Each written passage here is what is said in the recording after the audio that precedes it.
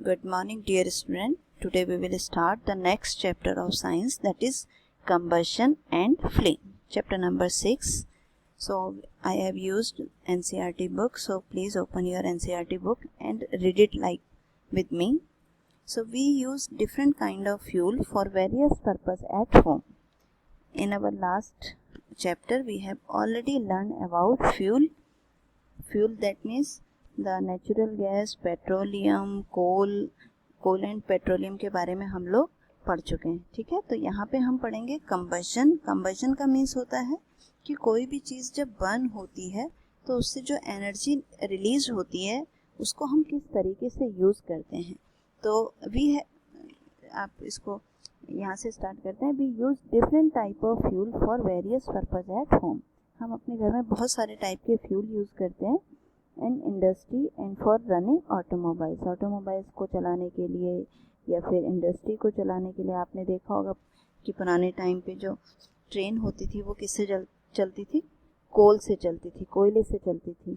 और अब जो है जितने ऑटोमोबाइल्स हैं किससे चलते हैं? वो पेट्रोल से, डीजल से, सीएनजी से, नेचुरल गैस से.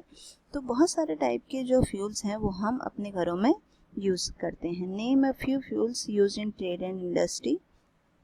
What fuel are used for running automobiles. जैसे आपको पता ही है, मैं बता चुकी हूँ ऑटोमोबाइल्स के लिए हम क्या यूज़ करते हैं? पेट्रोल, डीजल या फिर CNG, compressed natural gas.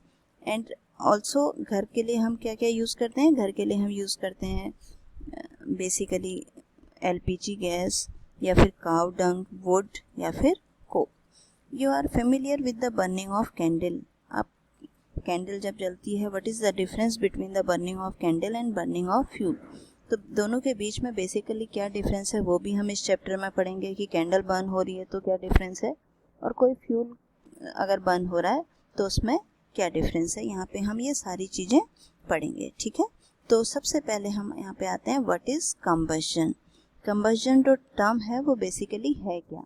Combustion का मीन्स होता है बर्न होना. ठीक है, तो उससे पहले हम एक एक्टिविटी के थ्रू आपको ये बता सकते हैं. जैसे कि एक हमने एक्टिविटी शायद क्लास 7th में भी की थी कि मैग्नीशियम हमने एक रिबन लिया और उसको बर्न किया. ये देखिए आपको फिगर में साफ दिखाई दे रही है. मैग्नीशियम का ऐसे रिबन होता है, उसको जब हम बर्न करते हैं तो इस तरीके की ब्रिलियंट लाइट, बिल्कुल चमकदार सी लाइट उसमें दिखाई देती है. ठीक है, तो इसको हम क्या कह रहे हैं? कंबशन है. लेकिन ऐसा ज़रूरी नहीं है कि आप इसको इससे ही करें. आप कागज़ जला सकते हैं अपने घर में. कागज़ जलाइए. जब आप कागज़ जलाएंगे तो उसमें क्या होगी? लाइट प्रोड्यूस होगी, और लाइट भी प्रोड्यूस होगी, हीट भी प्रोड्यूस होगी. तो किसी भी चीज़ को जब हम बर्न करते हैं एयर में तो उस प्रोसेस को कहा जाता है combustion. A chemical process in which a substance react with oxygen to give off heat is called combustion. ऐसी केमिकल प्रोसेस जिसमें सब्सटेंस जो है वो ऑक्सीजन के साथ रिएक्ट करके हीट प्रोड्यूस करता है, that process is known as combustion. आप चैप्टर स्टार्ट करेंगे तो फर्स्ट डेफिनेशन के टर्म में, नोट्स के टर्म्स में जब आप लिखेंगे तो फर्स्ट हेडिंग डालेंगे कंबशन और यहाँ से उसकी आप डेफिनेशन लिखेंगे. ठीक है, the substance that undergoes combustion is said to be combustible substance. यहाँ पे आप दूसरी डेफिनेशन लिखेंगे कंबस्टेबल सब्सटेंस. ऐसे सब्सटेंस जो बर्न होते हैं, जो कंबशन जिनमें होता है, उनको हम कहते हैं combustible substance. The substance that undergoes combustion is said to be combustible. और नॉन कंबस्टेबल क्या होंगे उसकी डेफिनेशन आप अपने आप लिख सकते हैं. यहाँ से एग्जाम्पल भी लिखेंगे हम कि ऐसे सब्सटेंस जो कंबशन जिनमें हो रहा है कंबस्टेबल, जैसे कोल, जैसे पेट्रोल, जैसे डीजल. ठीक है, ऐसे सब वुड या और नॉन कंबस्टेबल लिखना हो तो हम क्या लिखेंगे? ऐसे substances, the substance that do not undergoes combustion is known as non combustible substance. अब आप बताइए इसका एग्जाम्पल. ठीक है, एग्जाम्पल आप इसको यहाँ पे लिखेंगे. फिर एक फ्यूल की आप डेफिनेशन इसमें लिख सकते हैं. ठीक है, अब इसी के एग्जाम्पल्स को हम आगे पढ़ेंगे. देखिए, we were told that food is a fuel for our body. अब हम इसको डिस्कस करते हैं कि कहते हैं ना कि खाना खा लो, खाने से हमारी जो बॉडी है वो चलती है, क्योंकि वो हमारी बॉडी के लिए किसका काम कर रहा है, फ्यूल का काम कर रहा है। तो किस तरीके से वो फ्यूल का काम कर रहा है उसको भी हम आगे पढ़ते हैं आगे की एक्टिविटीज़ में। तो यहाँ देखो, यहाँ हमने एक एक्टिविटी ली, एक्टिविटी 6.1।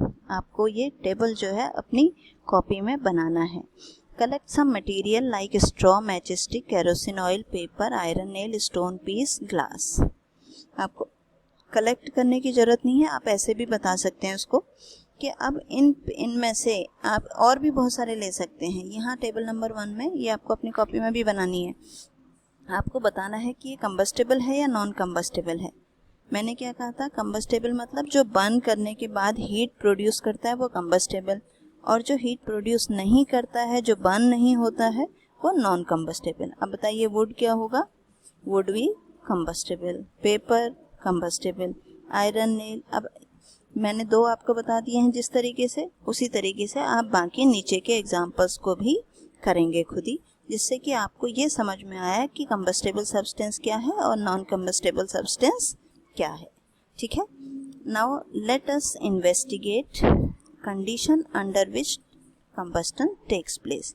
अब हमें ये तो पता लग गया कि कौन सा सब्सटेंस कंबस्टेबल है, कौन सा बर्न हो सकता है, कौन सा बर्न नहीं हो सकता है। अब हम क्या करते हैं, उन कंडीशंस को लेते हैं कि कौन सी कंडीशंस में कंबस्टन होता है। उसके लिए एक एक्टिविटी करते हैं।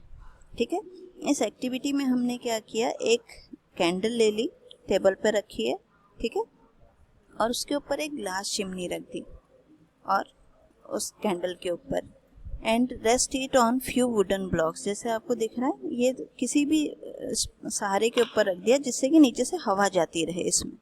ठीक है, अब नीचे से हवा जाती रहेगी तो क्या होगा, ये कैंडल बर्न होती रहेगी। अब अगले स्टेप में आप क्या करो कि इसके नीचे की जो ये स्टिक्स हैं, इन स्टिक्स को हटा दो। जब इन स्टिक्स को हटा देंगे तो वो बर्न होना बंद हो जाएगा। तो इस तरीके से आपको पता लग जाएगा कि कैंडल कब बंद हो रही है, जब उसमें बीच में एयर नहीं जा रही। जब तक एयर जा रही थी तब तक वो जल रहा था। आप ऐसे करो, या एक सिंपल सी कैंडल जलाओ, ऐसे भी कर सकते हैं। आपने कैंडल जलाई और कैंडल जलाने के बाद क्या किया, उसको ऊपर से ग्लास से ढक दिया। जब ग्लास से ढक देंगे तो हवा नहीं जाएगी, तो कैंडल बुझ जाएगी। तो इससे आप देखो क्या, डज इट बर्न अनइफेक्टली। क्या आप बताओ कि एयर का कोई रोल हो सकता है बर्निंग में? Yes, obviously. अब आप देख ही रहे हैं जैसे कि एयर है तो बर्न हो रहा है, नहीं है तो बर्न नहीं हो रहा है। तो we find that for the combustion air is necessary. Candle burn freely in case of 1 and 2। तो जब तक एयर है तब तक बर्निंग होती रहेगी। तो यहाँ पे से हम एक चीज़ कह सकते हैं कि क्या क्या चीज़ें होनी चाहिए बर्निंग के लिए। सबसे पहली कंडीशन कि कोई भी कंबस्टेबल सब्सटेंस होना चाहिए, जलने वाला सब्सटेंस होना चाहिए, और दूसरा एयर प्रेजेंट होनी चाहिए, ऑक्सीजन प्रेजेंट होनी चाहिए। अगर एयर और ऑक्सीजन नहीं होगी तो कोई भी चीज़ बर्न नहीं हो सकती। इवन पेट्रोल और डीजल भी एयर की एब्सेंस में बर्न नहीं हो सकता। इसी को आगे हम एक्सप्लेन करेंगे इस तरीके से कि in a sun heat light produce nuclear reaction. अब यहाँ देखो activity 6.3, place a piece of burning wood और charcoal on a iron plate tawa. Burning wood का आप तवे पे रख दो और उसको ग्लास जार से कवर कर दो। ठीक है, अब आप बताओ कि क्या वो जलेगा। Does charcoal stop burning after some time? Do you think of reason why it is stop burning? आपने उसको जलते हुए उस पर रखा है, लेकिन ऊपर से किससे बंद कर दिया आपने उसको? ग्लास जार से बंद कर दिया। जब ग्लास जार से बंद कर देंगे तो उसको एयर नहीं मिलेगी, और एयर नहीं मिलेगी तो उसकी बर्निंग ख़त्म हो जाएगी।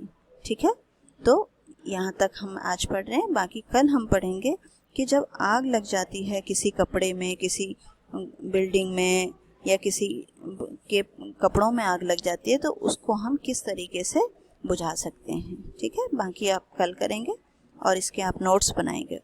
Thank you.